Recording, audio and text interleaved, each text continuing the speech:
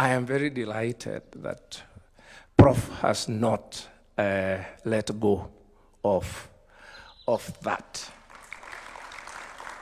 That even now, as he completes his term of governor, he is asking himself, how can our country do better? And he's asking himself, what do I do next? I think he's put together this team so that we can all ask ourselves, and now in a much more pluralistic sense, when we were doing that, we were very few when we started out. We would probably be in a group of no more than 10, 15 people. But now the whole country appreciates the importance of participating in the process of thinking about how to make our country do better. So, Prof, thank you very much, and your team.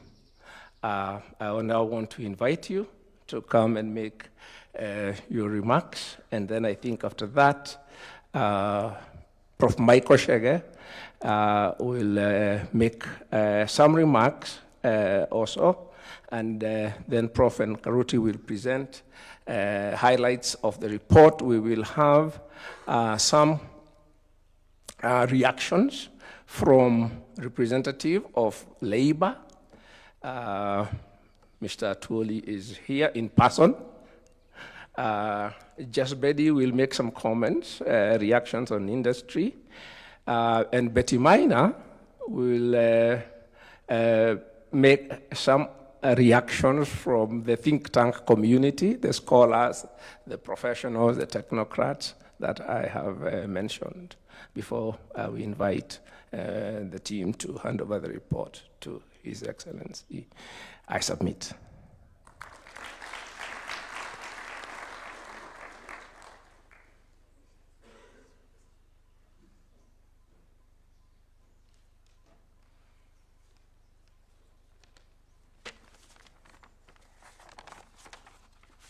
Your Excellency, Mr. President, ladies and gentlemen, and leaders in various sectors in our Republic. Let me first of all begin by introducing the team I've been working with. Can the team stand up wherever they are? They're rather scattered all over. Anyway.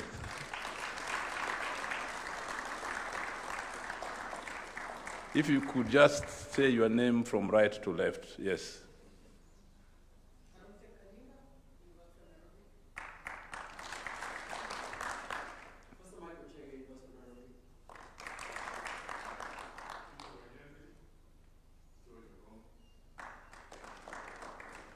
And?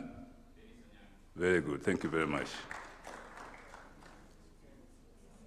There's another, yes? Eddie Ila, okay. Another one? I think they're finished. Where are the ladies? I knew. I stand guilty as charged.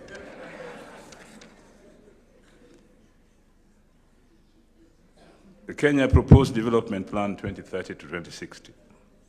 In January 2026, His Excellency the President, William Samoei Ruto, the President of the Republic of Kenya, announced to the nation that he would be requesting me to take leadership in the preparation of a national development strategy whose implementation would result in the transformation of Kenya into a modern democratic state, whose citizens enjoy standards of living comparable to those prevalent in the developed countries. An onerous task. Earlier in November 2025, His Excellency the President had shared with Kenyans that he was grappling with the issue of the future of Kenya. For the next 30 to 50 years, especially with the looming end of the Vision 2030, which was inaugurated in 2008, is set to expire in 2028. On that occasion, the President announced that the start of an elaborated long-term program for investment in infrastructure necessary for the transition of Kenya from its current status as a lower middle-income country to a first-world economy within the next generation. I took the President's request as a privilege to play a role in making our country transition from its current status as a lower middle-income economy to a modern, industrialized, and high-income economy. In embarking on this mission, I was concerned, as the President definitely is, and as every Kenyan should be, that Kenyans must now make a major transformational change that would eliminate the major handicaps identified at independence as follows: poverty, lack of adequate learning, and access to modern healthcare for all. We as a country face more competition than before. Nations that were next to us and across the continent are investing in massive infrastructure projects and programs that should concern us are perhaps leaving us behind. We are losing markets to our competitors in exports and tourism. In any case, merely being dominant in the region is not good enough for Kenya. Kenya's peers like Singapore have overcome the world. They are the ones we should be aiming at catching up with. I agree with His Excellency the President's belief that a developed nation status in 30 to 40 years is achievable by Kenya. I believe it is possible for a Kenyan being born in the next few years to be the last of our citizens to live in what is called a third world or a developing country. This is an achievable Kenyan aspiration. The document we present to the President today, as you see it on the board there, outlines the first steps towards the preparation of the plan for the transition to the first world. This is definitely not the first time the country is being called upon to embrace a long-term vision for transformation. In the 1980s, the Ministry of National Planning and Regional Development prepared a long-term development program with the support of the government of Canada. The plans failed to take off because of the structural handicaps and decline in living standards that Kenyans experienced in that period. It took the victory of the National Rainbow Coalition, NAC, in the 2002 elections for the country to make a fresh first start. I had the privilege of being the Minister for Planning and National Development in President Mwai Kibaki's government from 2003 to 2005. As minister, it became clear to me that with the right policies and full political backing, Kenya could make rapid economic recovery. And indeed it did, raising GDP growth from 3% to a record 8% in 2007. This was primarily the result of the implementation of the Kenya Economic Recovery Strategy for Wealth and Employment Creation. That ran between 2002 and 2007. Once recovery was achieved, the ministry, under the guidance of the National Economic and Social Council, NESC, set about preparing a long-term development strategy that would have seen Kenya make the transition to a middle-income, rapidly industrializing nation. And I remember David Lee was very much involved with us in that NESC initiative from my office. This is what gave birth to the Kenya Vision 2030, which was inaugurated in 2008 and expires within the next few years. Unbelievable how time flies. The conclusion of Vision 2030 presents us with an opportunity to take stock of the hits and misses under this historic plan and to begin to chart a new long-term development pathway. To move forward, it is both necessary and useful to reflect on the experiences that have shaped our development journey over the past decades. A key lesson learned and captured in the plan we present is that nations do not become prosperous by accident. They do so because they learn from their successes and failures, build institutions capable of sustaining progress, and develop a shared national purpose and ideal that survives changes in political leadership.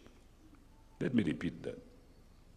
A key lesson learned and captured in the plan we present is that nations do not become prosperous by accident.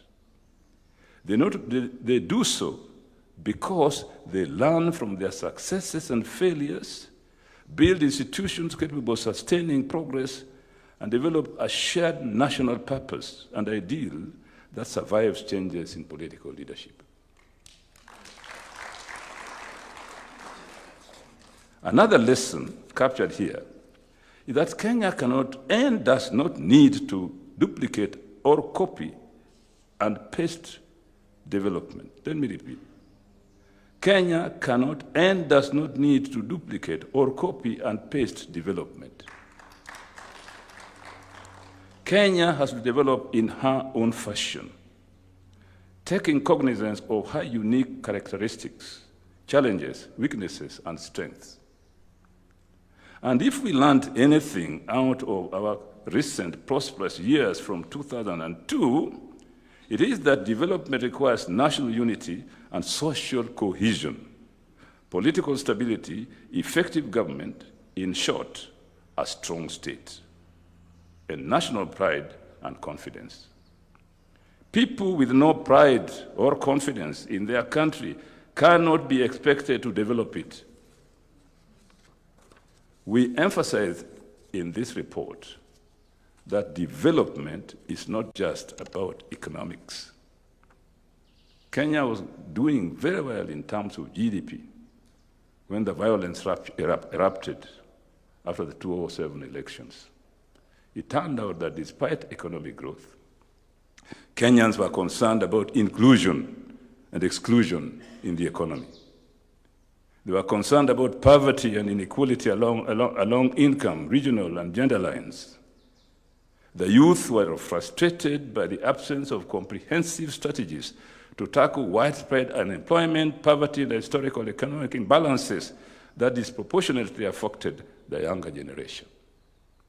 Economic growth appeared to enhance rather than diminish regional imbalances and became a source of tension and weakness in national development. We emphasize that to develop sustainably, we must build a nation that is united and has a sense of common and shared destiny, an ethnically integrated nation that is fair in its dealings with citizens, a nation with strong moral and ethical values, one that is democratic, liberal, tolerant, caring, equitable, and progressive. We must be intentional about establishing a scientific government that believes in pursuit of innovation and is forward-looking. We must not only consume technology, but we must also be a contributor to the scientific and technological advancement, not only of our country, but also of the human race as a whole. We must grow not only economically, but also politically, socially, culturally, and quite importantly, psychologically. A defeatist attitude that we are too poor, too divided, too small, or too young to develop can be a major hindrance to our takeoff as a nation. Worse still is the belief that it cannot be done. At all times, we must have faith and confidence in ourselves. Like Mwalimu Julius Nyerere once said, "It can be done. Play your part." I'm sure you remember the song. Mwalimu kasema, "It can be done. Play your part." A network of strong and efficient public institutions with a life that transcends the nature, the tenor, of political parties in power is of absolute necessity.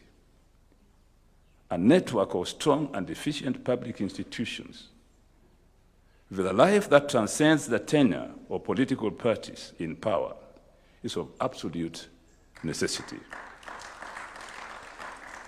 Furthermore, our country needs a planning agency that coordinates a vast array of the infrastructural projects and that pursues reforms in the productive sectors that will make use of the infrastructure. And indeed, infrastructure is I would say, the key aspect or the backbone of development. The agency will also oversee adherence to physical planning and social and economic activities that will improve the quality of life in a way that ordinary citizens can truly appreciate. It is worth repeating that such an agency will be aided in its work by the National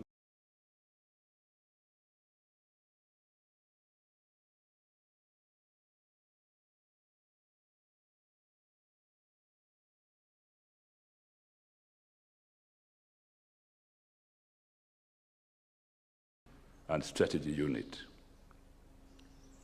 This aspiration is ambitious, but I have no doubt that it is achievable. Many countries like the People's Republic of China that are today regarded as developed were within living memory poor agrarian societies like Kenya. It is known that about 60 years ago, Singapore dispatched a delegation to Kenya to learn from our development experience. Then they went back and overtook us. South Korea, Singapore, Taiwan, Malaysia, and more recently China and Vietnam transformed themselves through deliberate policy choices, capable institutions, and political commitment to transformation over several decades. Perhaps the single most important lesson to be learned from our planning experience since 1963 is the need for sustained political support for the overall national development vision, regardless of political party and across the electoral cycles. This support must be transformed into a nationally shared passion that citizens can be proud of and identified with. We must agree to make the difficult choices in resource allocation that will enable our country to realize the ambitious programs.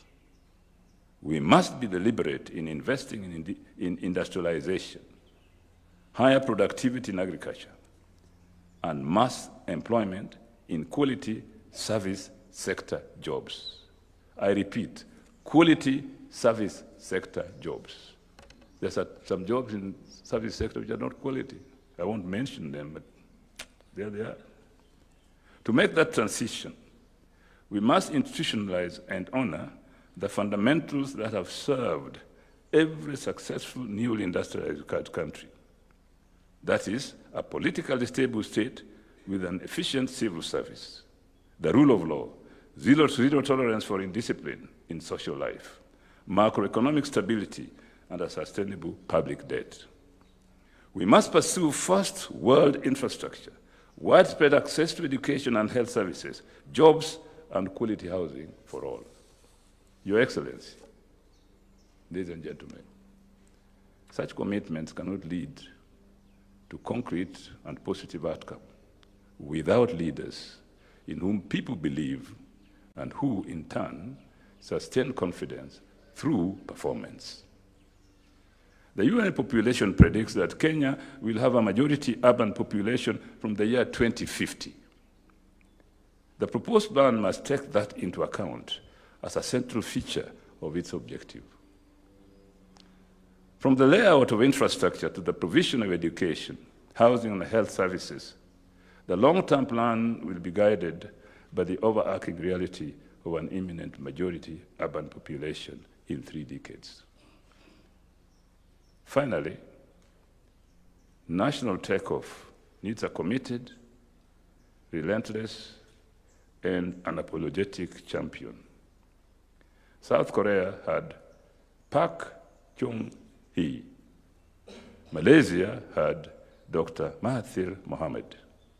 And Singapore had Lee Kuan Yew. It is time for Kenya to have our own. Thank you very much. And before I call Professor Chega to come forward, Mike, where are you? Yeah. You are here? Okay, come. So Mike, let me also introduce others. I wonder whether I did introduce them. The team, can you stand up again? You are scattered all over. Just stand up and come over. My team, please, don't be shy. They are here. I don't know why they're sitting there. They're all here. Come, please. So that people see you. And Mike will speak on behalf of the team. Mike, can you introduce yourself? Yeah, just introduction. Professor Michael Chege, part of this team, currently part-timer, University of Nairobi, where I've taught most of my life. I've taught outside the country. Was an advisor, Treasury, Vision 2030, from 2003 to 2013. And I'm very pleased to be here, Your Excellency, as you know, in this task.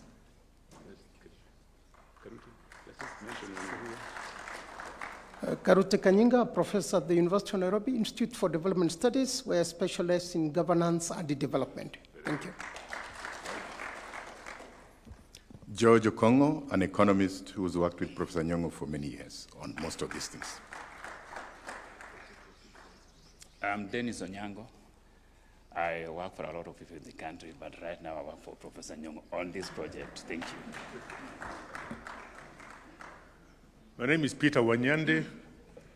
I've taught at the University of Nairobi in the Department of Political Science and Public Administration for over 30 years. Done a lot of work on development. Currently, with Professor Nyong'o in this team, I also work for an organization called the Shalom Center for Conflict Resolution here in Nairobi. Thank you. My name is Eddie Ila. I work in the office of the governor. So Mike, go ahead.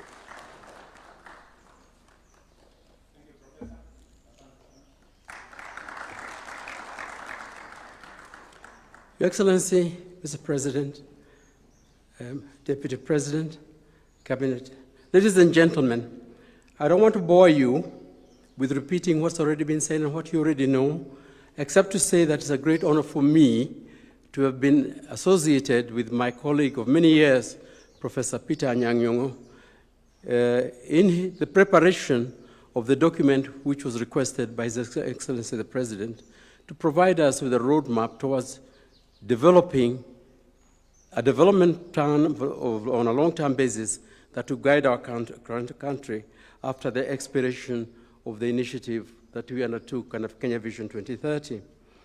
I have been tasked this morning, ladies and gentlemen, Your Excellency, simply to look at the global context that we considered ourselves to be in where we start as we move forward. It is not anything new to any of you to remark that the global framework of multilateralism, the architecture by which states play with one another that was established after 1946 and Second World War, is breaking down. And it is breaking down in a way that we observe from day to day. I was talking to the PS, Foreign Affairs, who was sitting next to me, that yesterday Britain got the seventh Prime Minister in 10 years. They've never seen an instability of that kind before. And they don't know how to get rid of it because the parties that were important after the war are also breaking apart. In our particular case, the UN, even the Bretton Woods institutions, the architecture of trade that was established at the WTO, all these are being brought into question. There are new players which have come into play.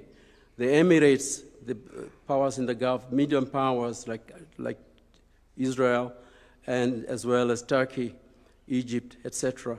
All these are major players in both development and also politics of the region.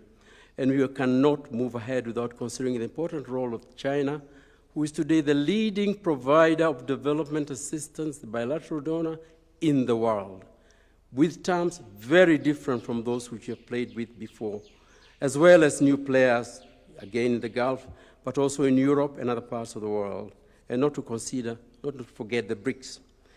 That is the global framework under which this plan that we are proposing is going to be developed. Your Excellency, Mr. President, you've heard this before from us, that in fact, looking at the statistics of the fastest developing countries in the world, it is possible to fulfill the mission of bringing Kenya forward from where we are into an industrialized, modern country within one generation. It's been done before and it can be done. The Industrial Revolution, Mr. President, took 70, 80 years in the United Kingdom, the first country to industrialize. That period has been being compressed over as we move to the present. We must take lessons into our planning and internalize in our country. It took the US a shorter period, 70 years, Germany, France, Japan, 40 years, 30 years for South Korea and China. The period is becoming, and the knowledge is there about the drill that allows you to move that way. Why is it that it has been difficult for us to continue a path of rapid growth and industrialization and rapid change with high income for all our citizens when we have seen examples of this, including phases, as Professor Nyong'o said, in our own country before? We have taken lessons from these countries and from our own neighbors and from our own experience, Mr. President, in the preparation of this document, and we back the evidence from the facts that it is indeed possible to do that. The People's Republic of China is now it's gone down in history as the fastest growing country in the history of the world for its number of people. In the period of 82 to 883 to about 5 years ago, making that transition, bringing 700 million people out of poverty into prosperity, transforming its people from being predominantly rural to 65% urban, with decent livelihoods and homes and livelihoods and jobs to go, as well as health and education. Just when we ourselves have been watching these developments take place, there are lessons and important lessons to learn from this country as well as industrialization. Mr. President, Professor Nyong'o has just mentioned again the importance of spatial planning. Our country, looking at projections of growth rates in population, will be 50% plus urban in 2050. Just 25 years from now, Kenyans are coming into urban areas whether we like it or not. And our Constitution gives us the right to live wherever you wish in the Republic. The young people want to come to urban areas, 4% annual growth rate of urban. By 2050, 45, 48%, 50% of our population will be urban. We must plan spatial place in urban areas in a way that will accommodate not just in housing, but also in source of livelihood. And that is something that we are taking into account. Mr. President, we looked, as I'm sharing, in the global framework under which this plan will be brought into fruition. And we look at global trading. Again, we must think of it outside the framework and outside the box that we have been brought into in the past. Mr. President, you were saying the other day to this group that we have access to the market of the People's Republic of China, 1.5 billion people, duty-free, quota-free. What is stopping us from exploiting it?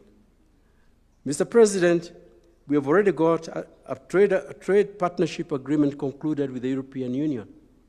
Quota-free, duty-free, and with provisions for products which are familiar with us.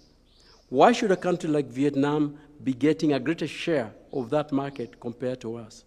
These are the questions we asked. And there are questions that Kenyans need to ask, and Kenyans are very, very fast moving in taking opportunities. We believe that we are going to find a solution to this problem, Mr. President. Let me also say that the new trade partnership agreement with the United States also answers to these questions. We should move ahead with it. Whatever happens to AGOA or not, Kenya's access to these markets will be important. Mr. President, all these factors that we've brought into account that ought to be considered in the long-term plan are important because our country is predominantly young. We have young people who are very well educated and who are asking for quality jobs. A combination of investment, domestic investment, foreign that's happening in the region that Kenyans fail to notice. First of all is the bad news, because we're quite comfortable here.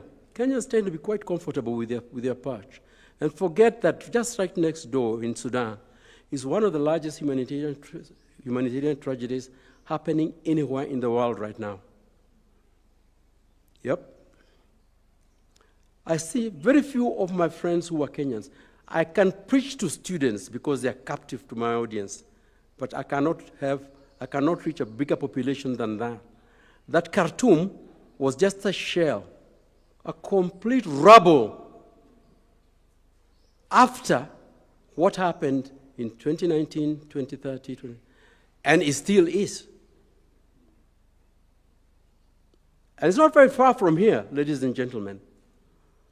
And you know, we don't know what will happen in the rest, north, a little bit of the east. I don't want to mention too many countries, because they are all here. They are parts of ours.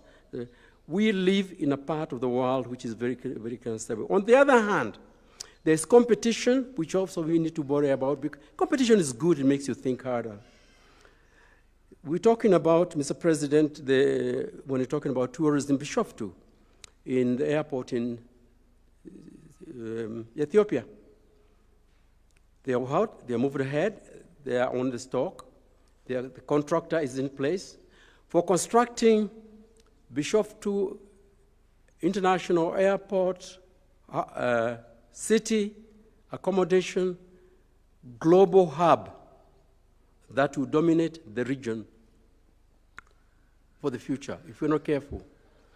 15 million tourists per year, Taraput.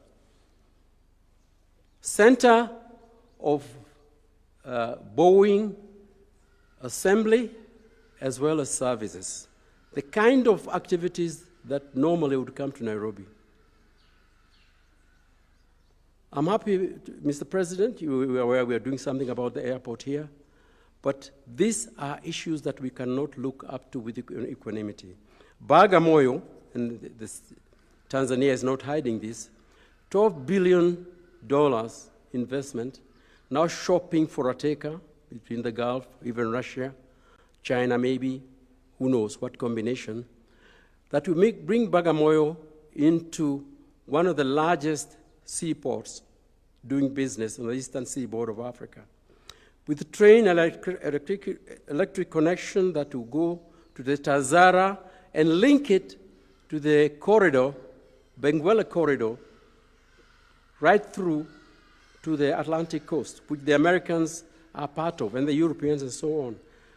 Ask ourselves where this leaves us as we look into the future. Mr. President, we looked at many instances like this in which competitiveness in the region could affect us adversely unless we act and act quickly.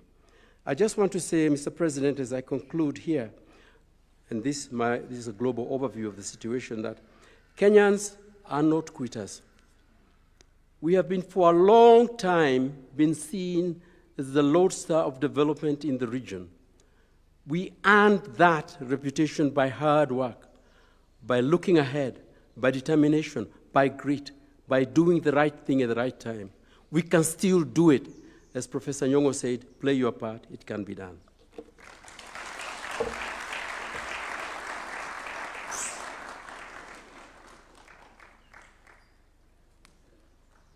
Another round of applause for Professor Michael Chege. Your Excellency, with your permission, allow me now to invite Professor Karuti Kanyagia, who will give us key highlights of I was just checking if you're awake.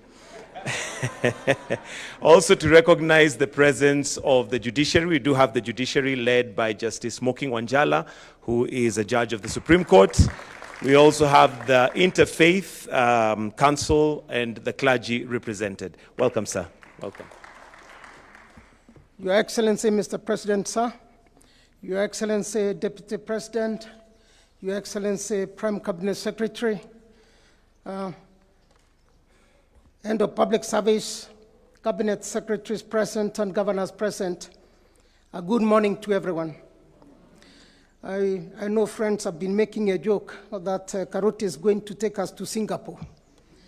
And indeed, that's what we want to discuss here. Professor Anyang' Nyong'o and Michael Chege have already pointed out that this is possible. Your Excellency, Mr. President, sir, when we began this job with Professor Anyang' Nyong'o, we all did recognize that this is about Kenya. It has nothing to do with us as individual independent experts, independent researchers. We said this is a commitment we want to make, to commit our resources, to commit our intellectual ideas into producing a document that can help guide the country in developing this roadmap. And in doing so, of course, we had consultations with the State Department of Planning and of Public Service, Prime Cabinet Minister Office and his team. We had consultations and we have reviewed massive reports, global reports, Government of Kenya reports, reports by different other departments. And that is our role as academics and as researchers. So this guideline that we are producing here, and for my apology that we couldn't produce a PowerPoint because of the people at the back, and some of them don't eat enough carrots anyway. Your Excellency, we thought the best thing to do is to start with by looking at Vision 2030. What have we achieved? What are the gaps? And we realized that actually when you pay attention to Vision 2030, a lot of ground has been covered. We are not where we were in the 1990s. Infrastructure has expanded. Education and health expansion is something that we can see everywhere. And of course, Kenya is leading in terms of digital revolution. There's no one in the world today studying or teaching finance inclusion in any university who does not cite Kenya and M-Pesa. And if you are writing on finance inclusion for your PhD and you don't cite that, a good examiner should fail you. But there are, of course, things that we have not achieved under Vision 2030. We are not where we were supposed to be in terms of having a middle-income country, an industrialized country, Mr. President, sir. Poverty and inequality remain a big challenge. And of course, we did not achieve a double-digit growth. David can tell us the reasons for that, but I won't allow him that time. A major challenge, of course, and we are very honest in this, public sector reforms that initiated the undertaking and implementation of Vision 2030 are a pale image of what they were before. I am afraid that when we review what is happening across the continent, everybody says we borrowed performance contracting from Kenya. But when you talk to Kenya's public servants and when you do research in Kenya, a lot is going now. Many published documents now say Kenyans are ticking boxes.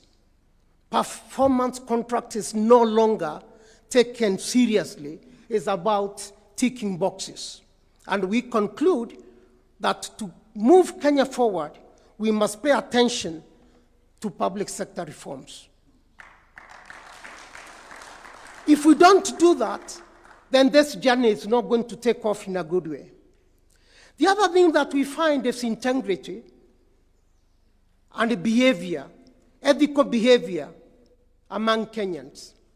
That leaves again requires something that we need to internalize so that we can have Kenyans who are committed to values of integrity and honesty and doing the right things even when no one is watching you, because that is called honesty. Your Excellency, you asked Professor Nyang'o to do one thing, to answer one question. How do we transform Kenya into the first world nation within the life of a generation? And when you asked him that, he assembled us and said, I've been asked a very difficult question here. Karute, Chege, and Wanyande, how do we answer it? Then we said, let's begin.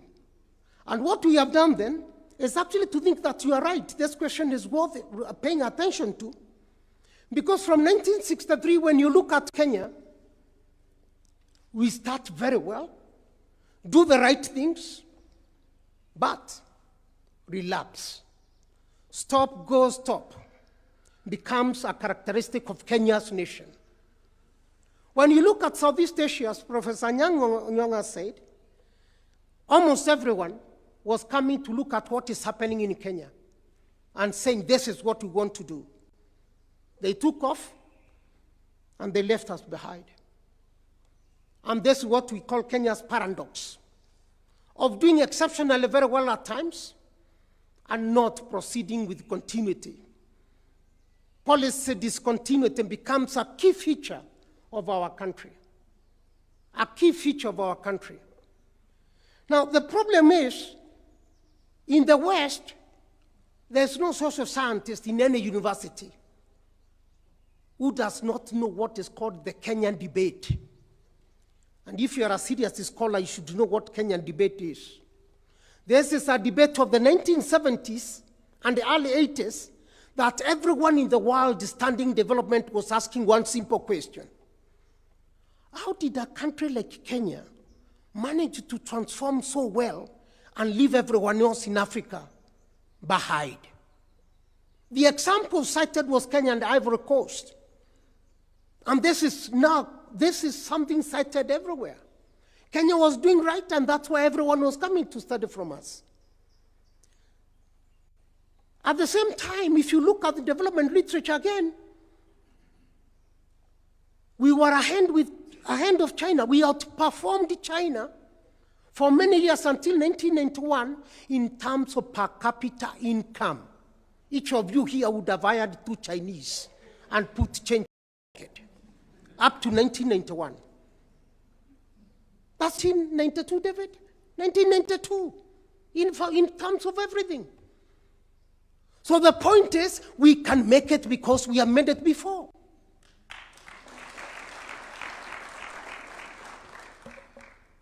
But why is it that we have not made it? Your Excellency, Prime Cabinet Secretary, my friend. There are several reasons we have identified as independent scholars again.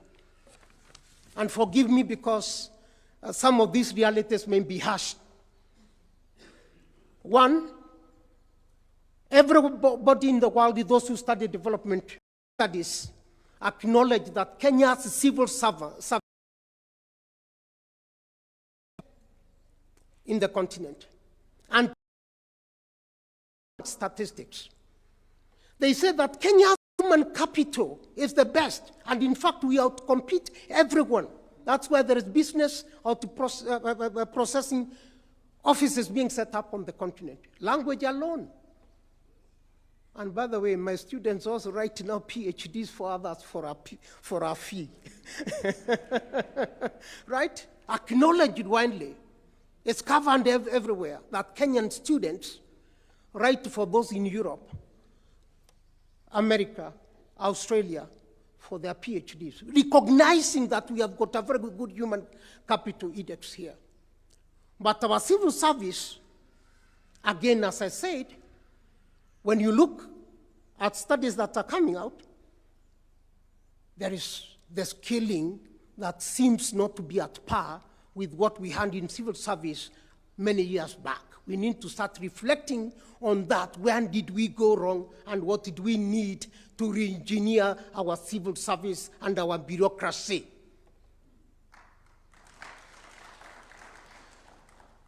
At the same time, there's lack of policy consistency. We seem to have every election stop some policies, start again. Some governors, Your Excellency, even abandon projects by other governors in order to start their own. This becomes common everywhere in the country. And it's public resources that are being used for the same purpose. This is being done even when there is county-integrated development plans, CIDPs, and 10-year annual plans. Kenya is a country of paradox. And we say in our report that we are a country of false starts, many false starts. From independence, we've been doing well, we stop. Then we start again doing exceptionally very well, we stop. And everybody comes to copy Kenya. Every time, copying Kenya, and they leave us. Rwanda has copied everything, including our transport, Mr. President, sir. Including how we started organizing borders. But they take and engineer it and move forward. That's the problem we have. So we need to see how best also to improve coordination across government departments. In our reading for this report, in our research for this report, our team has looked at different government agencies. And Your Excellency, Mr. President, sir, let me say with a lot of honesty, there is silos mentality, competition, silos approach. People compete every day, but they don't compete for impact. All of you here, you compete every day, but not for impact or for service delivery.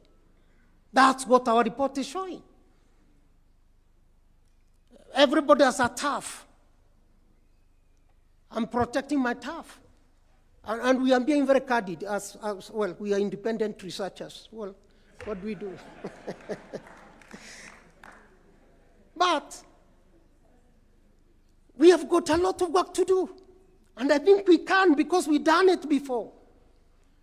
And we have realized actually some countries now in South America, Peru and Chile, have actually done it in about 25 years or less. Not 30 years that we are talking about. We did all this before we finished our report, but when we continued with research, we realized Latin American countries, some of them have done it in 25 years. So it can be done, especially by Kenya, that has been copied by everybody else. Now, let Karoti Kanyinga now take you to the first world, Mr. President, sir. Let me take you to Singapore now. When Mr. President, sir, you said, let's go to Singapore, everybody has been talking about Singapore as if it's the real country we are talking about. I think what we have realized is that Singapore is actually a metaphor or a shorthand for high-income industrialized countries. And we have realized that actually those countries have a number of factors that are very common among them, and this is what we should aim for. One is world-class education, skills, and innovation. And Kenya was there. That's why everybody looks at our human capital index and says, I would like to hire Kenyans. By the way, even xenophobia in South Africa is not touching Kenyan professionals. You touch them, some industries in South Africa will collapse. You touch some business sector in East Africa, some countries which I'll not name in East Africa will not move because Kenyan professionals are managing them. The second thing is high incomes, human capital index, and high quality of life. Life expectancy in these countries is very high. It's over 70 in Southeast Asia, 84 in Singapore, 84 in Europe and several other countries. But in Kenya, here is 64. I can see some friends who are above 64, so you are lucky. Right? They are also characterized by functional service delivery. Services are provided in a very functional manner. You cannot complain about services because the public servants serve the public. They don't compete. They compete actually to serve. And integrity is a common feature. Professionalism is very high. Rule of law. Countries governed by law. where you know very well that this is predictable if I do a mistake. And by the way, we were there in the 70s. Those who came to Nairobi in the 70s, remember that very period. A clean country, a country being one of the best in the region. And the poverty, of course, is eradicated. But most important, revenue is generated in a very transparent manner, and the citizens do not fail to pay taxes because they know that if they do so, their services will not be provided. When I was studying for my PhD in Denmark, there's an old lady who took the local municipality to court for not collecting tax from her. Because she said the pothole she's found on the road was the result of these people who have not collected my tax for 2 months. I don't know how the case went because it was in Danish language. So what did these countries do to have all these features? Mr. President, let me just identify a few things, very few things. One, they began by emphasizing integrity in the society. Honesty is embedded and institutionalized at any level. People do the right things even when no one is watching you. That becomes a common practice, whether in darkness or in open daylight. We all know the story of the wallet and the money inside, where it was put in different countries, and including Mombasa, with the names of people, money, and the rest. It was testing integrity. Guess which countries money got lost, and of course you got the wallet, right? Not us, of course. In Kenya, I think the wallet was taken back, but with the names of the people. But that was testing integrity. But the countries in Scandinavia, all of them returned everything. Money, business accounts, and everything. In America, it did not happen that way, sorry. So integrity becomes a very common feature. But they also started on very good policies, and I would like to wind up very quickly and go back to what we need to do. They committed to long-term policies and vision. And every vision they had transcended government. Government would come and meet the same plan. Political parties would compete on how do we, and their manifestos, this is what citizens have accepted as a development plan. We are competing now on how to reach that vision as parties. Government would change, but the direction and the vision would remain the same every time. Governments were also very central. It is governments that were guiding the private sector by giving corrective policies and financing private sector. And even when financing private sector for exports, private sector was disciplined. You are told we are giving you money for exports, but in a disciplined manner, you must produce ABCD. And they started with agriculture, moved it to industries, and then moved it to technology. And then, of course, human capital development. Mr. President, Kenya can get there by paying attention to 3 things as 3 pillars. Our report identifies 3 key pillars that are very critical. We begin with agriculture, but improve on agro-processing, touch on irrigation, and food security. So that once people are food secure, then they get concerned about savings and other things. We must think about industrialization, as Professor Anyang' Nyong'o said, but industrialization for exports. The region is becoming bigger, but we are the only country that is equipped with the responsibility, that is properly equipped to compete in this region. But what are we doing? Manufacturing is shrinking. We are getting competition from different places. Technology and innovation is the other pillar we are talking about. But if we want to succeed, integrity, state effectiveness, and ethical behavior must be the key things to govern our society. We cannot talk about world-class education without talking about ethical behavior. every day, everywhere. Mr. President, these are the pillars that we are proposing here.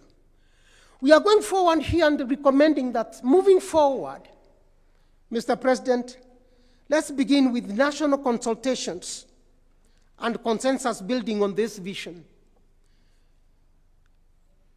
We should have a vision that outlives electoral cycles. But in order to secure this vision permanently, it is important we think about having a national development law that secures the vision every time so that it is not disrupted by anyone at any particular time.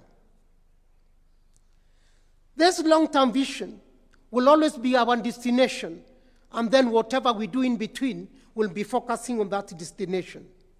Mr. President, there is need to think about establishing the National Economic, Social, and Social Council as the apex institution with an appointed person, appointed by His Excellency the President, to be advising and guiding on how to achieve this destination on regular basis.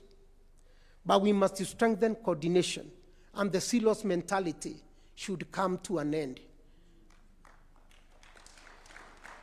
And after doing that, Your Excellency, then State Department of Planning and other agencies can start preparing sectoral transformation strategies.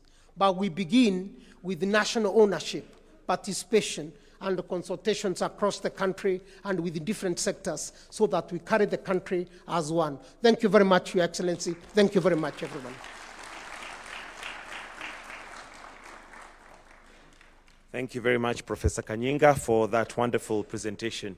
Your Excellency, we'll now hear reflections from different areas, starting with Francis Atwoli, who will represent Labour, followed by Jeswinda Jasbedi, who will represent Industry, and Betty Maina for Professional Bodies. A clap for Francis Atwoli. Karibu.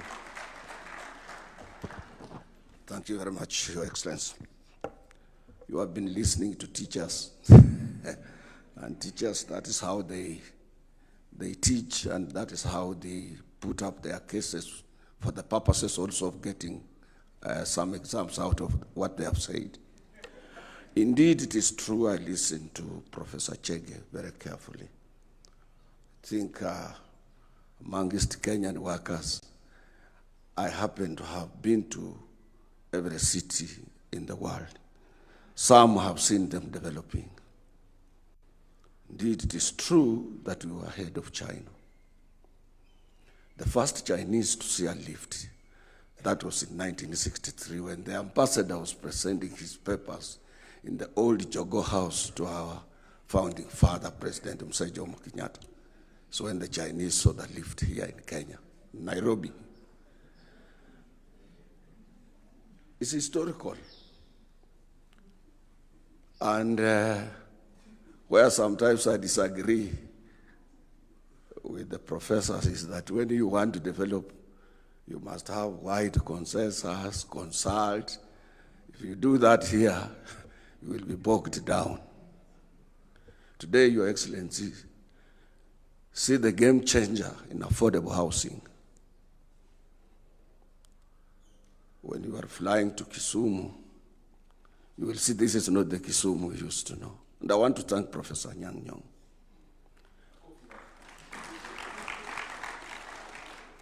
He's also a good example in management of that particular city. That is the only city with clean pavement, very clean city, small city, side of Western Kenya. And I think Anyang' Nyong'o is a very good example on our governance. Governor Paranya did it in Kakamega, where he made sure that every home, there is a tarmac leading those homes in Kakamega, Mumias, and everywhere. And I think we can do it. It's a question of making a conscious decision that we want to develop. I happen to have an office in Accra, Ghana. I have an office. I used to have an office in Sudan, Khartoum, but we moved it to Cairo because of the problems in Sudan. I have an office in Brussels, Belgium. because I'm the vice president of the International Trade Union Confederation. I'm number 2 in the world.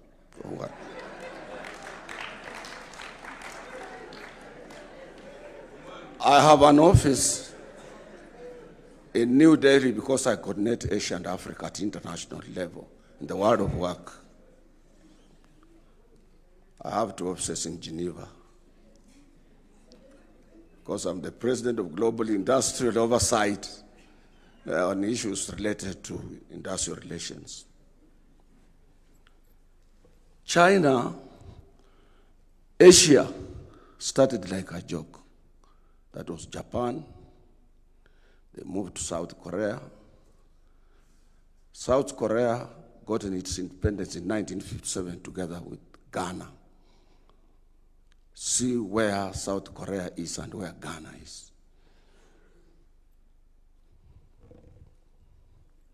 And sometimes, Your Excellency, people have opposed to this. But there must be something wrong, and I want the researchers to carry it out by themselves. Maybe the DNA associated with us on this continent is a DNA pegged to poverty. Because an African would like to, if you say no, I would ask you, Professor, to show me your own personal monthly budget. An African operates without a budget. Or any plan at all. I'm saying so because if you are serious, we have our seat. Let us start with ourselves. Do you know Kenya in this region is a satellite of economic activities in this region? You know, Kenya has able manpower in both in terms of any area of management, be it hospitality, name it, manufacturing, engineering, and so on.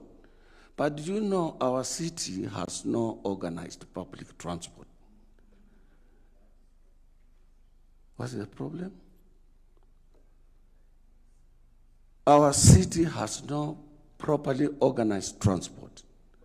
And I can tell you here, we can mend billions in this country.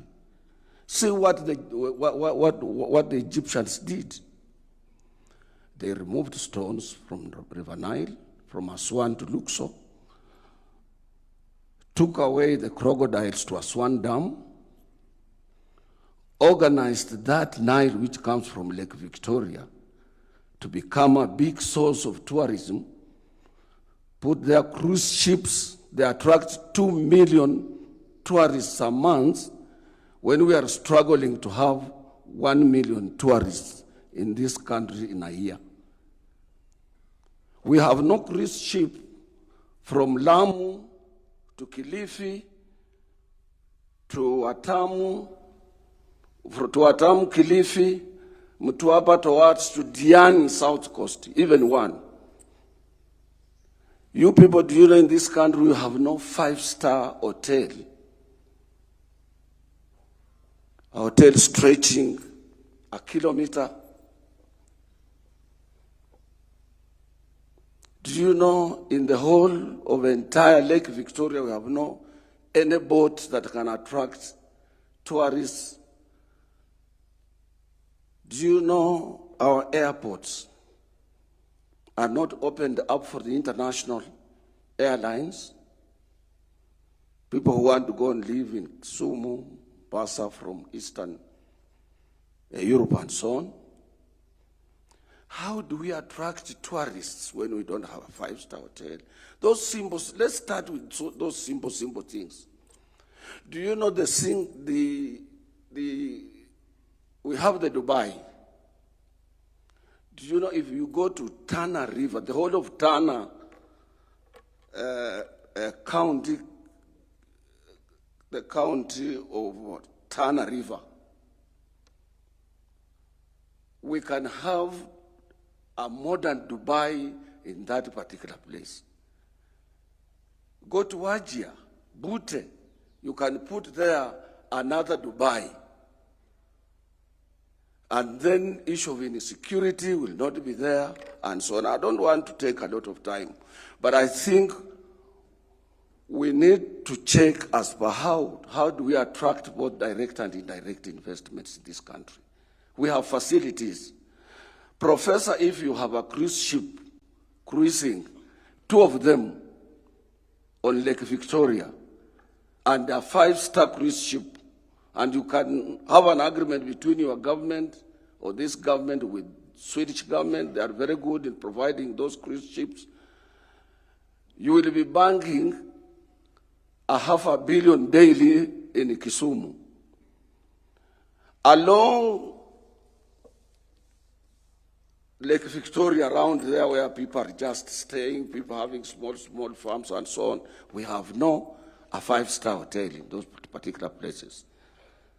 So what I'm trying to say in another way is that let us attract people who can be able to invest in hotels industry, in hospitality industry, expand our businesses, attract both direct and direct investment, particularly in manufacturing for the purposes of export. And that is where I support Professor Chege's proposals on those areas of making sure that we are directly involved in an area that can be able to make us what we are. This country is a good country, and our president is committed, and we need to support him, because it is not, it's most of the presidents we have had are people who want to put up whatever they want to do. They consider whether they will be re-elected or whether they will not be re-elected. That is not with the current president. The president is committed to making sure that this country forges ahead without whether he will be re-elected, whether he will not be elected, and so on. So I want you people to use this opportunity and to have our Chamber of Commerce supported to make sure that it joins other chambers of commerce and see what they are doing there, invite those people who would like to invest in this country to come and invest in Kenya and create wealth for our people. But that paper to make this country be a first nation is a wonderful paper if it is really put into practice and implemented as it is being proposed for us now. Next time when we have such a gathering, I think we should be reporting on where we want to go and where we are coming from. We have taken a lot of time in this country politicking. We have taken a lot of, and I don't want to go and sit down there before I remind you people that those people who are willing to develop, let them be given support. I have seen what our brothers from Somali community have done in South Sea, in Eastleigh. This has changed the face of that particular place. And this is because of honesty and integrity that they practice amongst themselves. So, Mr. President, I would urge you to continue supporting particularly this area that is clear to us that if we are committed to develop this country, we can be able to commit to develop this country, expand our opportunities, and create more employment for our young men and women. Let me end there by saying we must support the proposals that have come out of this important paper prepared by Professor Anyang' Nyong'o for this country. But let us start by making sure that those small things that we are lacking are done. I did some years back suggest to the Minister for Transport. At that particular time, we had a young man called Kitungo as PS in transport as PS. I told him, if we want to make Kenya bigger, let's move out of Jomo Kenyatta Airport and have a bigger space where we can have a modern airport and build a better airport in a place that we have a proper space than the current Jomo Kenyatta Airport. Because if you look, those countries that have developed, they have airport, a bigger airport that can accommodate more space and attract more airlines than what we are having currently right now. So, Your Excellency, the President, I urge us to continue having this subject, knowing very well that we have not so far done very well as expected. I want to end there by thanking Professor Anyang' Nyong'o's team and ask them to continue making sure that we move forward. Thank you, Your Excellency. Just Bedi on behalf of the industry. Let's welcome him with a warm clap, please. Karibu.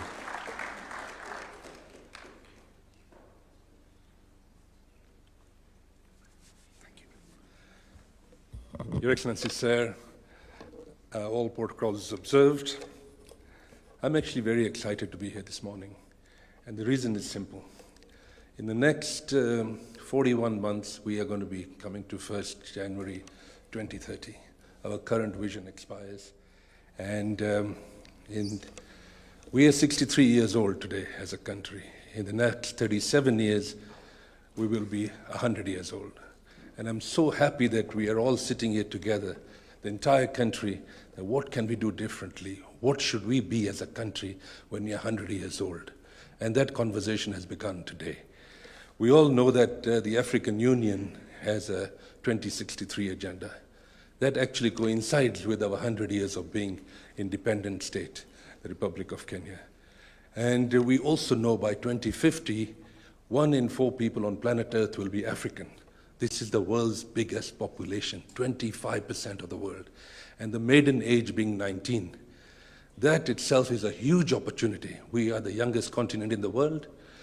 Countries like Japan by then are going to lose 40 million people. Currently, Japan's population is 120 million, Your Excellency. We were together in Japan. And in 2050, there'll be only 80 million Japanese left in that country. And then if you look at the rest of the world, aging population in China, in Europe, in the US, India has a young population, but Africa has the youngest population. So the opportunities lie here on the continent. And what are we going to do differently so that we can look after our youth? We have a huge opportunity, and it all depends what we do with this youth. They'll either become the world's biggest productive society, and I think that's the discussion we're having today. And if we do nothing, all of us, and all of us will be blamed one day that we will have created the world's biggest destructive society. Because what do idle people do? So it's our duty as industry, it's our duty as a society, it's our duty as Kenya to show leadership. We have a huge opportunity at our doorsteps with the Continental Free Trade Area, 3.5 billion people, 3.5 trillion economy, 1.5 billion people, which will be very soon going up to 2.5 billion people. So that opportunity in front of us, the world's biggest economic trading bloc position, what next for Kenya? What do we want for the next 30 years in Kenya? Where do we want to take this country? So the conversation has become, thank you very much. I know I'm here for a brief moment. I was told to keep it sweet and short, but we are so excited that you have initiated this program. Asanteni sana, Mungu ambariki. Let's now welcome Betty Maina on behalf of the professionals and professional bodies represented. Welcome.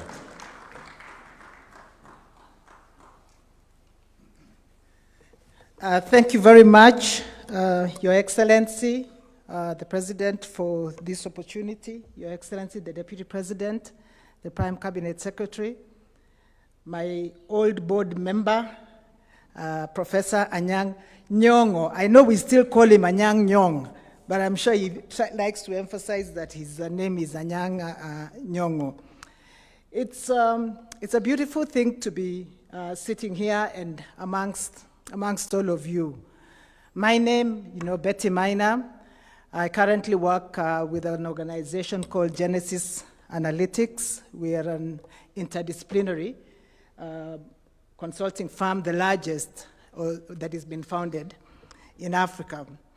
But as David told the story of policy think tanking in Kenya, I was part and parcel of that journey from the Institute of Economic Affairs, which I took over from Wachira after David, and from my time within the Kenya Association of Manufacturers. So we've been part of this conversation together.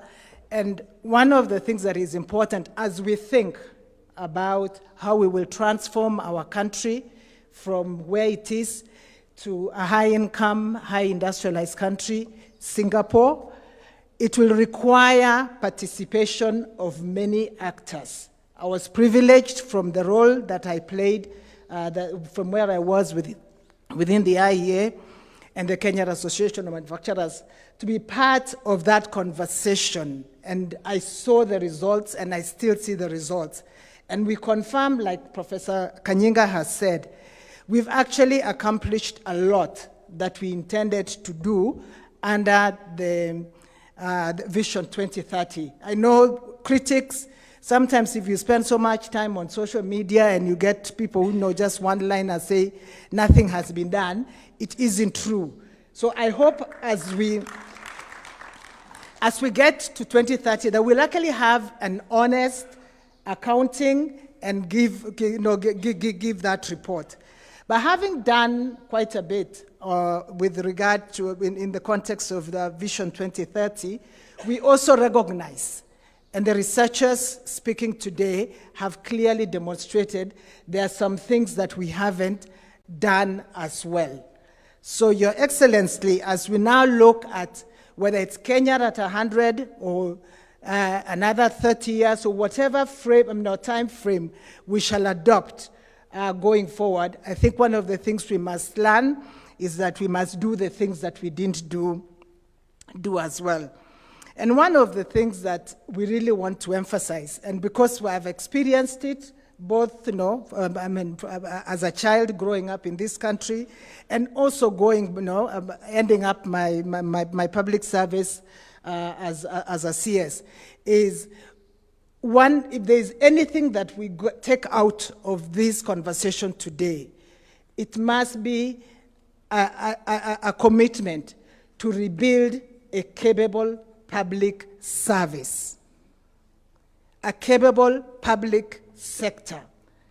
The public sector that we experience as children, it wasn't actually the public sector that I served with or found. And when I mean capable public sector, it is in the quality of our public servants.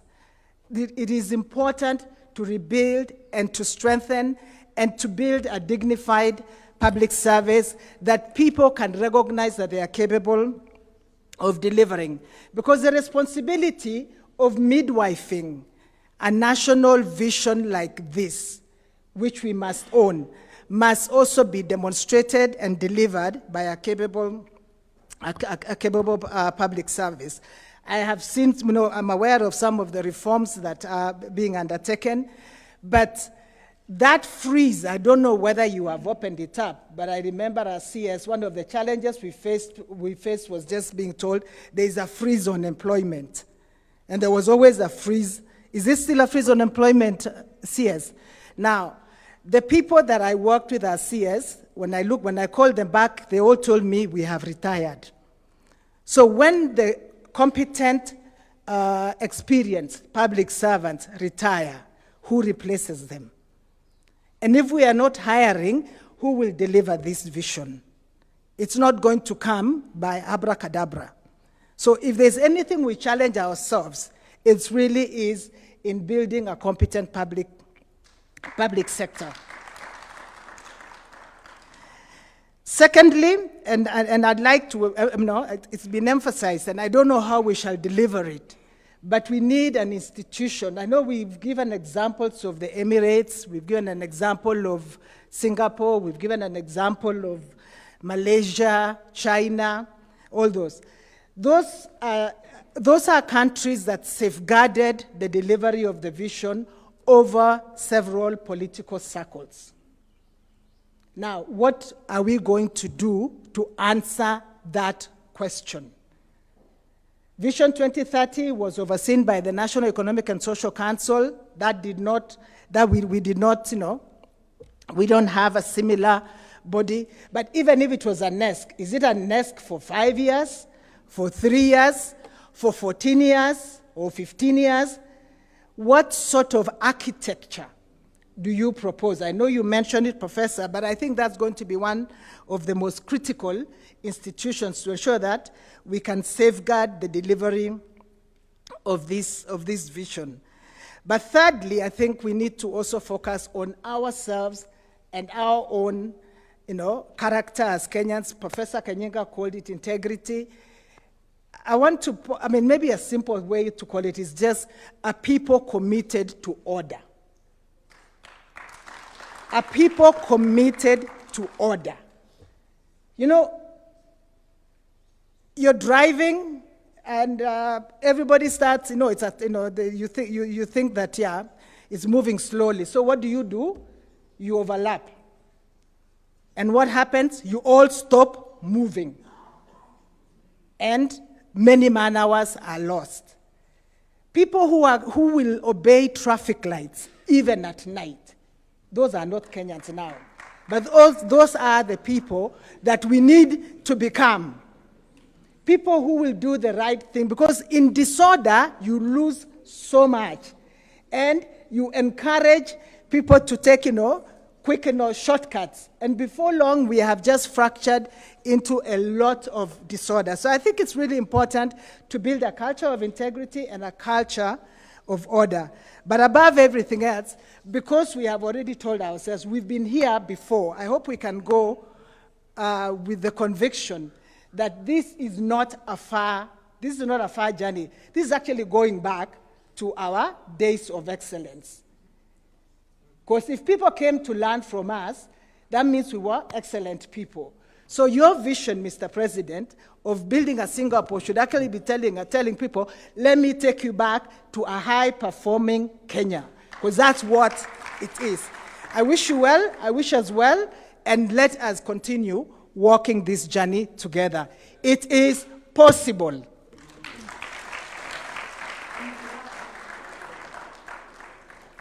Thank you, Madam Betty Maina, and what she's saying is, yes, we can. Your Excellency, at this point, allow me to invite Professor Anyang' Nyong'o and his team to present the report to His Excellency the President. If the team can kindly come and make the presentation to His Excellency of the report. And we'll have 2 photo opportunities, the first one with His Excellency the President, and after that I'll invite His Excellency the Deputy President together with the Prime Cabinet Secretary to then receive the report also.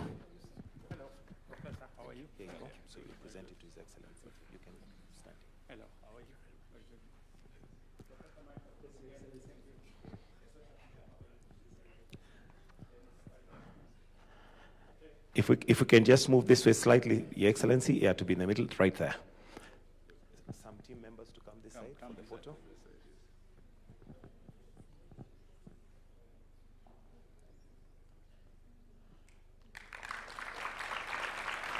If I can request, we just have a straight line. It's bent. If we can just have a straight line, that's it. That's it. Then may I invite His Excellency the Deputy President and the Prime Cabinet Secretary also to receive.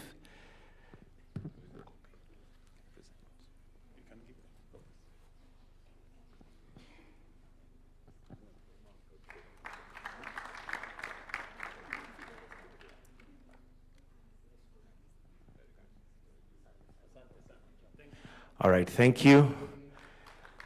Give them a round of applause. Your Excellency, with your permission, if I may now invite the Prime Cabinet Secretary, who will in turn invite His Excellency the Deputy President and His Excellency the President. A clap for the Prime Cabinet Secretary as he comes to address us. Your Excellency the President of the Republic of Kenya, Honorable William Samoei Ruto, Your Excellency the Deputy President, Professor Nyong'o and your team, governors, my colleagues in the public space.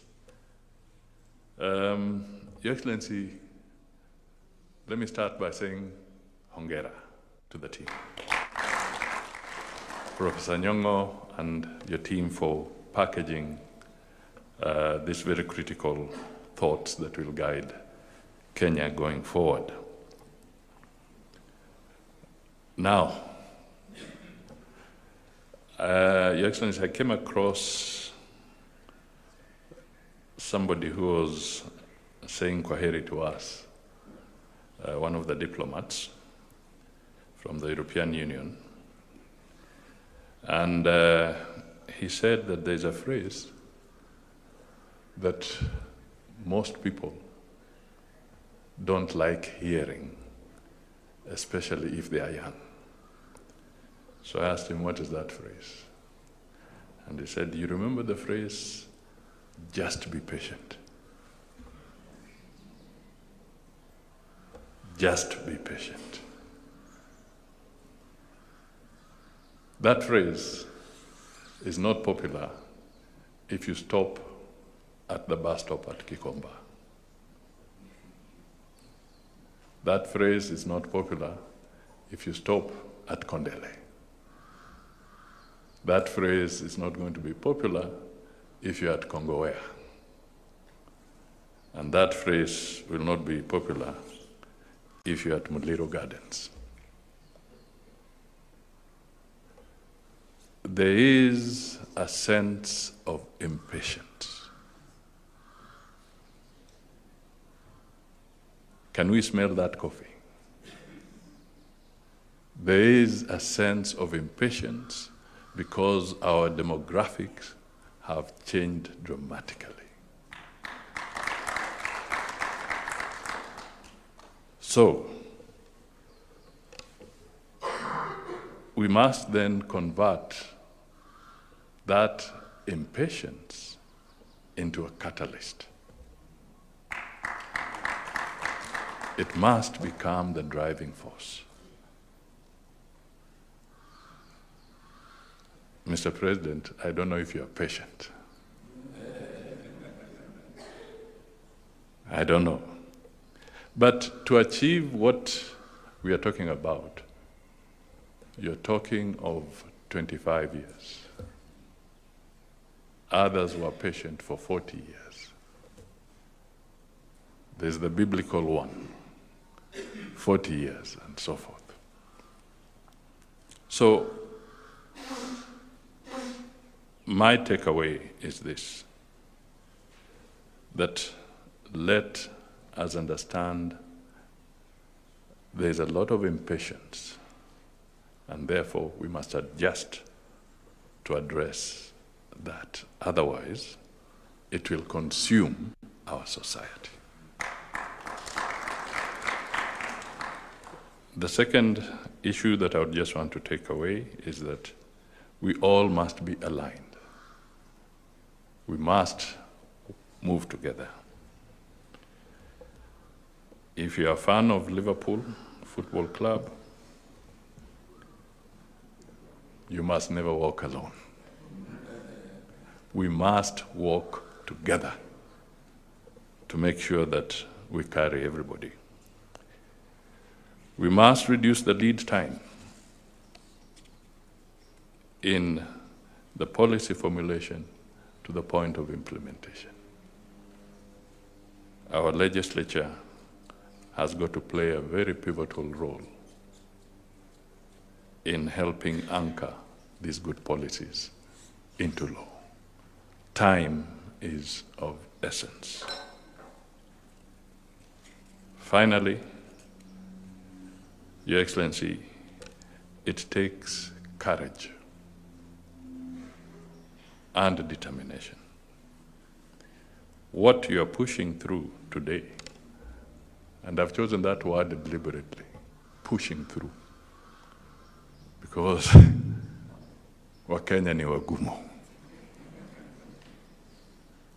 The affordable housing agenda, rehabilitating the river in Nairobi, pushing to have the development that goes in. If we don't have a way of managing even the framework of public participation. And Parliament, I'm coming back to you to help us. There's a law pending. Please help us reduce this extremely elongated process of public participation. I'm not saying dispense of it, but surely we cannot be going through public participation on a policy for 3 to 4 years and expect to get to Singapore.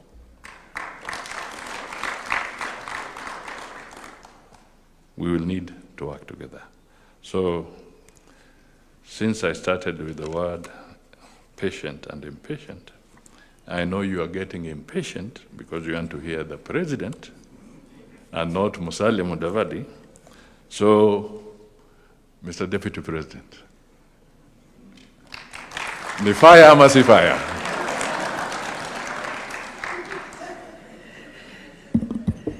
Thank you, my brother Musalia, our Prime Cabinet Secretary. Your Excellency, sir, I have listened carefully to what we have heard this morning from the team led by Professor Nyang'nyongo.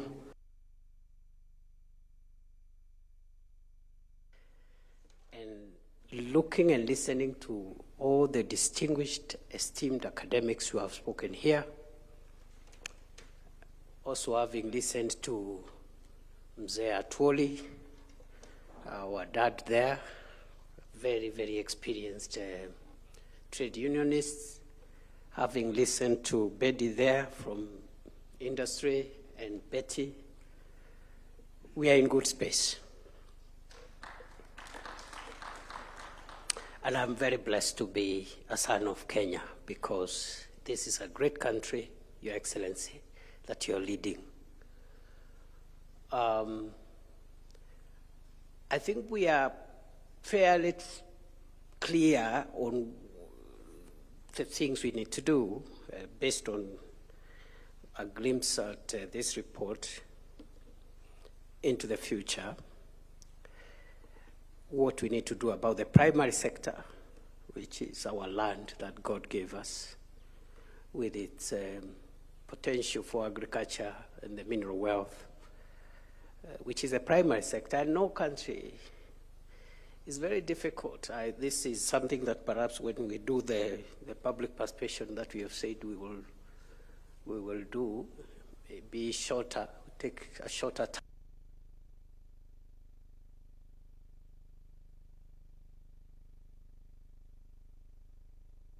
Developed nations, many have developed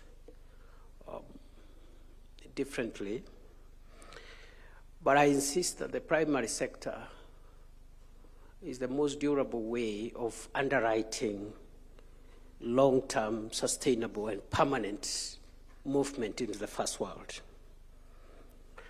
I say so because there is emerging thinking that the service sector and other things that have emerged in the last few decades could also underwrite long-term movement into the first world. I don't think so, because of the possibilities of disruption of those sectors that could set us back again. Tourism is good, and all the other service sectors are good, but they could be disrupted by some of the things that we've seen lately. So the only permanent underwriter of long-term national transformation into the first world will still remain the primary sector, our land, and also now the second pillar, as has been suggested, will be the productive sector, manufacturing, and the services sector now come in, transports and logistics and so on. And then finally, has been able to put out by this report, the enablers, our education, innovation, science and technology, research, value system, which is very important. And one of the speakers mentioned something in passing, which for me I am beginning to believe is one of the missing links to answering the question that was posed by Mzee Atwoli on why we don't get it right as Africans, as black people. And that is confidence. I think we have all these factors, you know, a young population, good land, mineral wealth, but the confidence, the belief in our ability to do it like everybody else is something that we must build in ourselves. And you've led us very ably, Mr. President, in reminding us the need for us to believe in our country, to believe in ourselves, and make sure that nothing takes away our country's long-term interest from our view. So, Your Excellency, today is not my day. I am just very excited that this is a good discussion that we are having as we look into the future. And Professor Nyong'o and the other distinguished members of his team, and I hope going forward we'll have women members into this thinking, and our young people as well, so that we discuss the future together as you lead us and you guide us in how we move now that we have a starting point from our good brother Prof and the team. I just wanted to end by saying that they have helped us answer or start looking at a possible answer for the big bottleneck that has disturbed Africa and most of the developing world, which is policy disruption.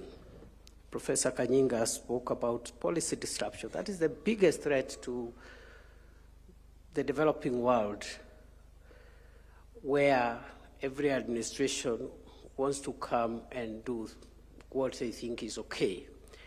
And I've been asking myself, how do we incubate, how do we insulate the vision for Kenya from this administration, the next administration, and the other administration? And they have told us we must start anchoring the vision for Kenya in law. And once it's anchored in law, we are not saying it cannot be adjusted, because again, it could be adjusted, but it must be difficult to adjust it. So you'll have to go to Parliament and try and amend, that law, and that incubates at least this process in a big way from disruption. So I think that's a starting point of handling policy disruption. And I hope, Your Excellency, as you lead us into moving this discussion forward, maybe you may consider to also have political parties being part of this discussion so that nobody feels left behind. And when I say political parties, it means anybody, even if it's an opposition political party and you want to build into the thinking around this national vision, I think they should be welcomed from as early as possible, because this is not about your administration. It is not about a particular political party. And political parties, being institutions of our governance, should be invited from very early, if those that want to participate, so that we depoliticize this matter. Mr. President, I've spoken for too long, which is unlike me, because the moment was a bit special. Welcome and speak to us.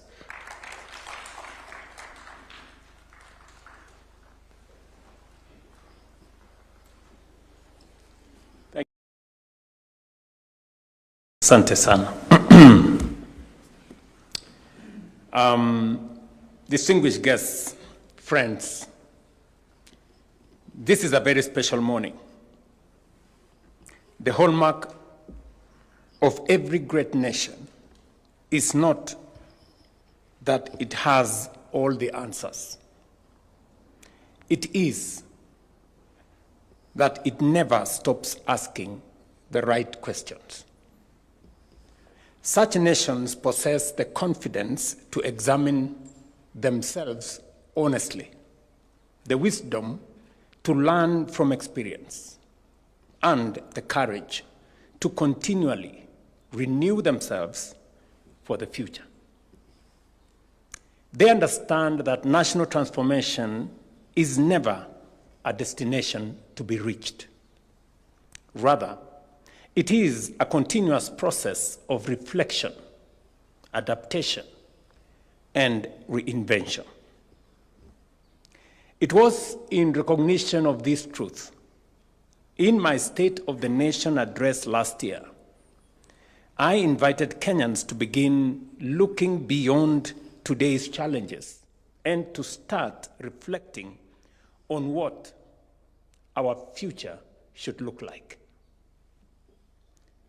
As part of that national reflection, I informed the nation of my extensive consultation with current and former national leaders, including my predecessor, President Uhuru Kenyatta, and the late Right Honorable Raila Odinga. I have also engaged governors, members of parliament, business leaders, professionals, scholars, and young people.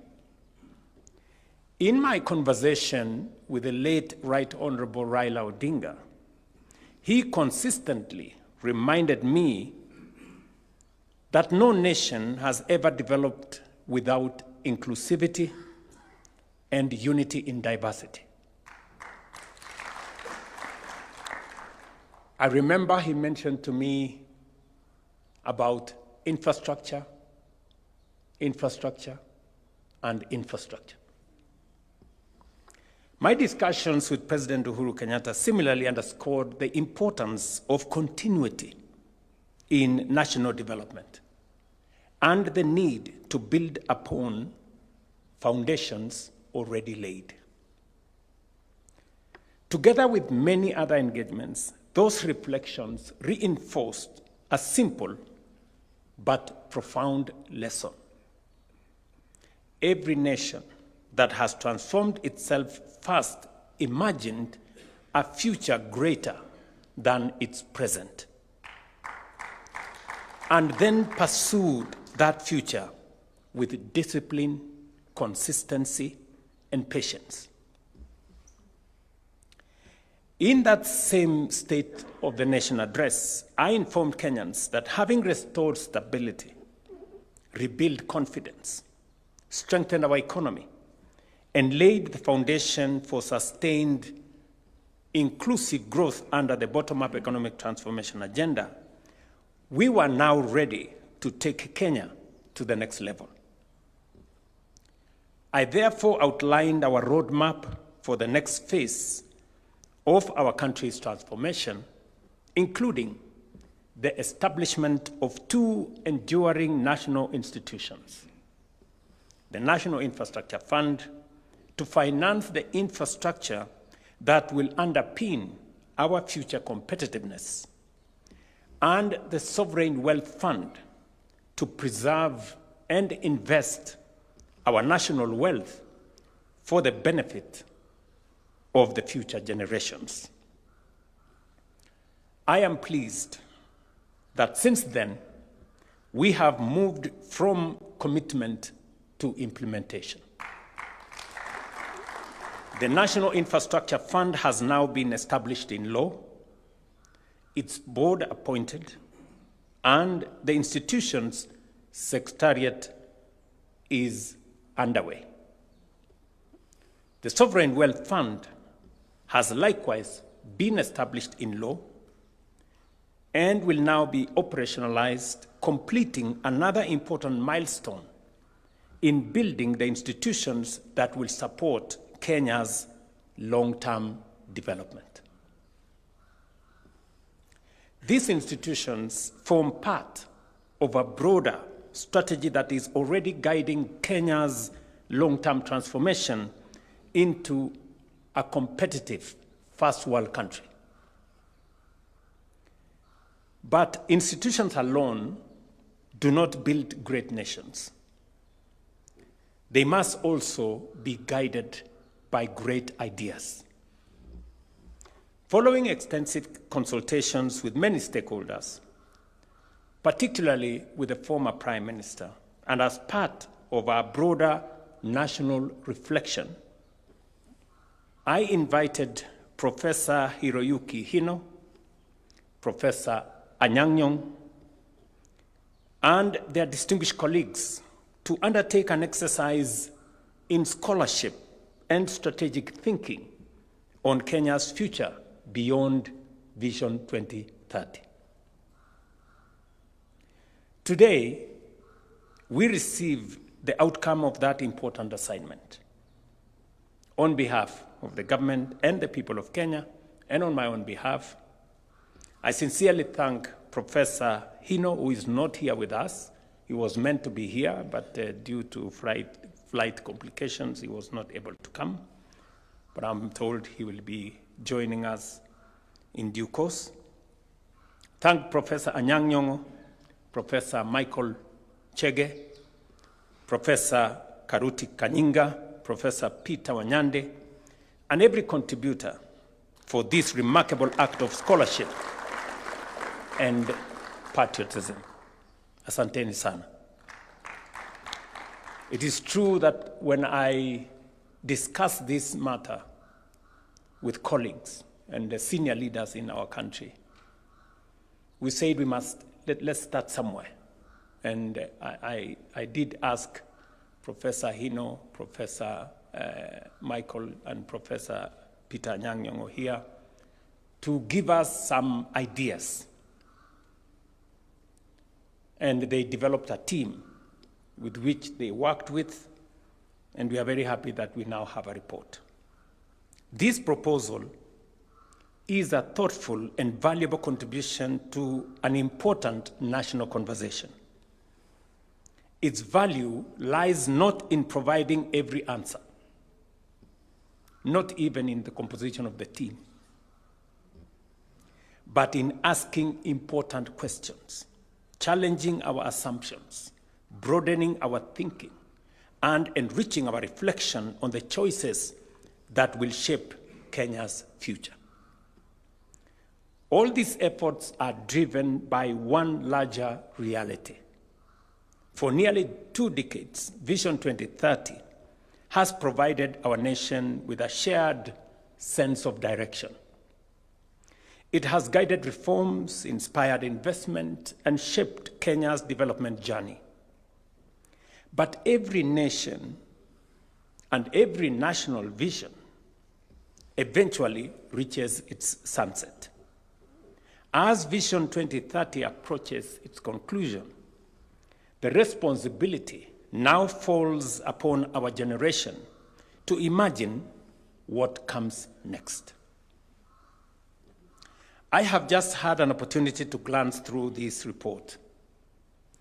While I have much more to study and reflect upon, I am encouraged that many of the issues it raises speak to the strategic direction we have already begun pursuing. Far from beginning from scratch, the report builds upon foundations already being laid while offering thoughtful perspectives that can enrich Kenya's long-term transformation. These are ideas that deserve careful study, thoughtful reflection, and broad national engagement. Ladies and gentlemen, development cannot be a project of one administration, nor should every election require us to abandon one national vision and begin another. Professor has told us nations don't develop by accident. It has to be intentional, deliberate, planned. Nations that achieve lasting prosperity succeed because they sustain a common purpose across decades, even as administrations change. Kenya must cultivate that same discipline. We must think beyond electoral cycles, sustain what works, improve what can be made better and build a national consensus around our long-term aspirations.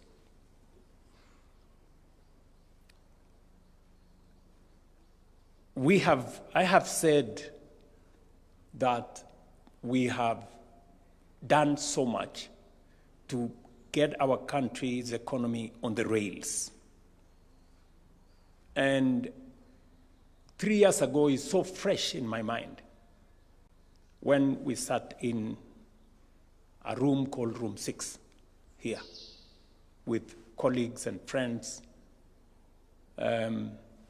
including David and my Council of Advisors.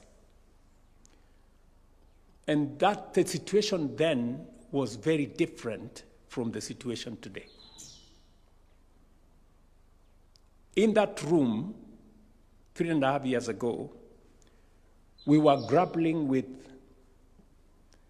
a $2 billion debt that was threatening to torpedo our country. Today here, we're discussing the National Infrastructure Fund, which has $2.7 billion cash, not debt.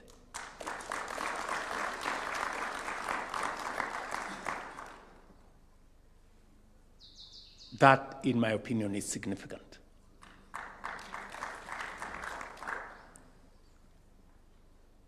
Also, when I had a conversation with my predecessor, and he talked to me about continuity, I remember when we prepared the Kenya Kwanza manifesto, and I am very proud about the manifesto that we wrote. Sometimes I ask myself how we managed to write such a manifesto.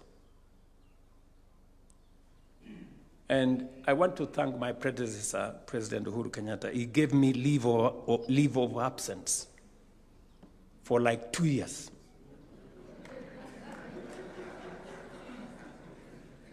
And I used that time to write this manifesto.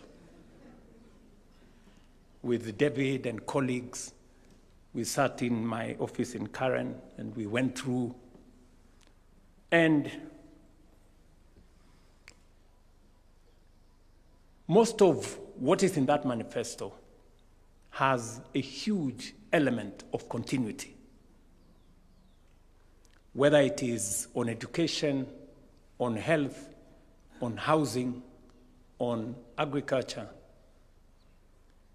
it has a big reflection on what we had tried to do in Jubilee under President Uhuru. We remember very well that the foundation was laid on our education. First president of Kenya laid the foundation on matters education. The second president expanded education, created more institutions, additional universities. President Mwai Kibaki came with universal primary education. President Kenyatta told us effectively that we must have 100% transition. And it has been my responsibility to make sure that when we have 100% transition, we have the classrooms. That's why we built 23,000 classrooms to eliminate the gaps that were there. We must have enough teachers. That's why we've hired 100,000 teachers. And I want to say we have worked on the university funding model now, or higher education funding model for that matter. And because we have members of parliament here, including the chair of education, Mr. Meli here, that now we have in parliament the final version of how we are going to make higher education universal. Finally, it will not matter the background of any child in Kenya. It will matter how good they are only. And going into the future, I know we have been trying to grapple with how do we fund our higher education in colleges, in our Kenya medical training centers, and in our universities. We tried the differentiated model. I think the vice chancellors here know it didn't work because it made most of our universities almost close down. Because while we promised 80% funding, we went down to 40%, and most universities suffered. We have worked on what we thought was equity, where we said parents will contribute a small portion, we will give a portion of loan, we will give a portion of scholarship. That creates equity, but it's not good enough. Now we are moving to universal under the amendments we have taken to Parliament. So going forward, any university, any student, so long as they have passed their exam and they have been placed in a college or a university, each one of them will get full funding for their higher education. It will be the choice of parents if they want to pay. But if parents don't want to pay, we now have a model that will pay for every child. And we are doing it because we want to be deliberate. Countries that are ahead of us, that we were together, had high quality education. Education was a central pillar. My team tells me that education makes us equal and has no equal. Do you remember that phrase somewhere? That is where we are taking this. And I want to implore on Parliament to expedite the amendments to the Higher Education Laws Board so that beginning September, we can make sure that any child, because we have incidences, for example, where a child from an underprivileged family who qualifies to do medicine fails to do medicine because their parents cannot afford to pay the household contribution and have to change to go and do a different course. We want to stop that. We want to make sure that if a child qualifies to do engineering or medicine, funding does not deter them from achieving their goal.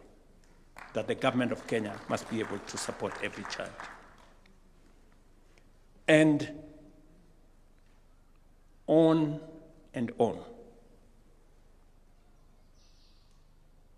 As government, we shall now study this proposal carefully. We shall engage with its recommendations, consult widely, reflect on the ideas this proposal advances. And once that process has been concluded, I will communicate the way forward as we shape Kenya's next long-term national vision. And as we undertake that process, I also invite all the stakeholders represented here today to study this proposal carefully and engage constructively with the ideas it advances. I want to encourage you to carry this conversation into our universities, research institutions, businesses in our counties, chair of Council of Governors, professional associations, places of worship, and in our communities and villages. The next chapter of Kenya's development cannot be written by government. It must be shaped by the collective wisdom, experience, and participation of the Kenyan people. Today's ceremony, therefore, does not mark the end, but the beginning of a process. Let us approach this task with confidence, humility, and a shared purpose, determined to leave to the future generations not merely a stable economy, but a stronger nation. I have listened to the good professors who spoke here, and as I continue to listen to them and their perspectives and where we've come from and how many have borrowed ideas from us, used those ideas to do better than us, it calls upon us as a people now to imagine the future we are all looking towards and to do the things that will never again make us drop the ball. And I must speak specifically to the people sitting here and those outside here who are leaders. You know, the responsibility, friends. I know we have tried to give many explanations on why we haven't moved as we should or as we expected. The biggest challenge in my reflection is that leadership must play a very central role. Political leaders, business leaders, civil society leaders, professional leaders, all leaders, religious leaders, we must all bring our leadership to bear for us to move this country to the next level. And we must own up that it is us. And that is why I keep saying, I will lead from the front as much as is practically possible for me. I will not try to hide behind, you know, maybe so-and-so, maybe this was not. Because what we have achieved today in the last 3 years has not been easy. I had many opportunities to back down and to say, okay, it's become difficult. The courts have decided. The people have said something different. Some groups have pushed back. But you see, together, we have moved. And I want to appreciate that Parliament has made a huge contribution. The courts have assisted us to create a better future. I remember on housing, for example, the court suggested to us that please go and do a proper law. And we went and did a proper law. So they have made a contribution towards where we are going. The people gave their views, and everybody has come together. And that is why we are implementing that process. So it takes leadership from across sectors for us to be able to move forward. You have said, Professor Kanyinga, that, you know, we were better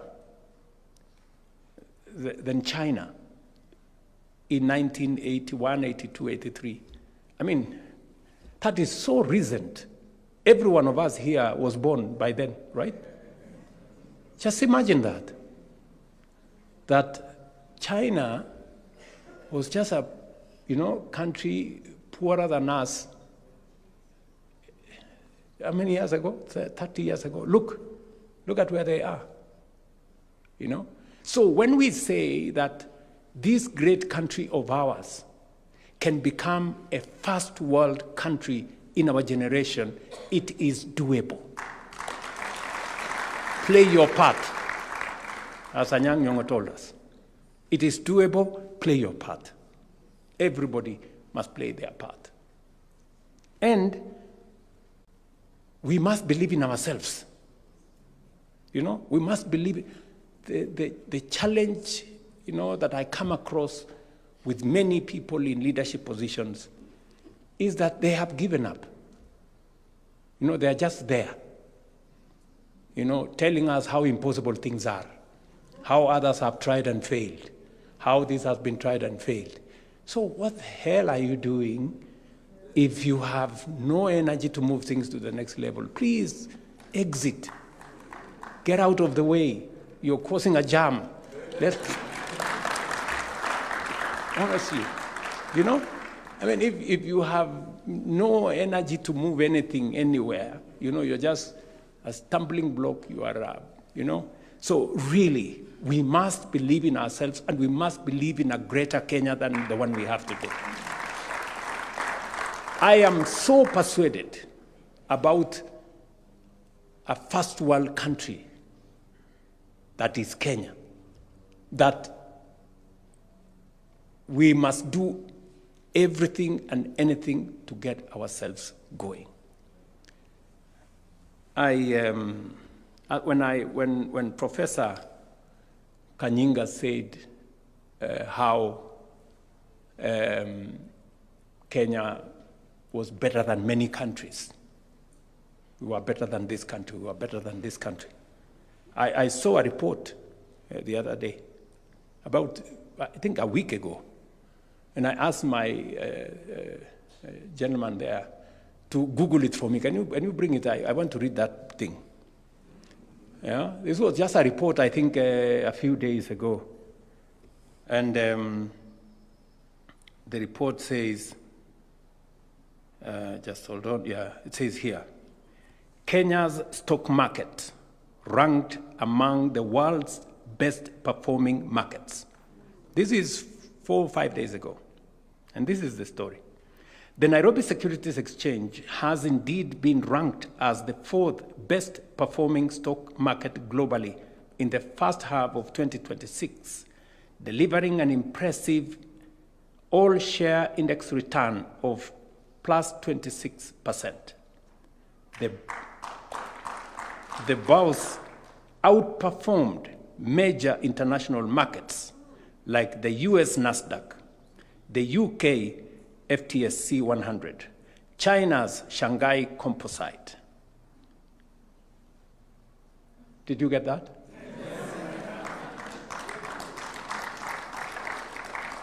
Yeah? This is not my report.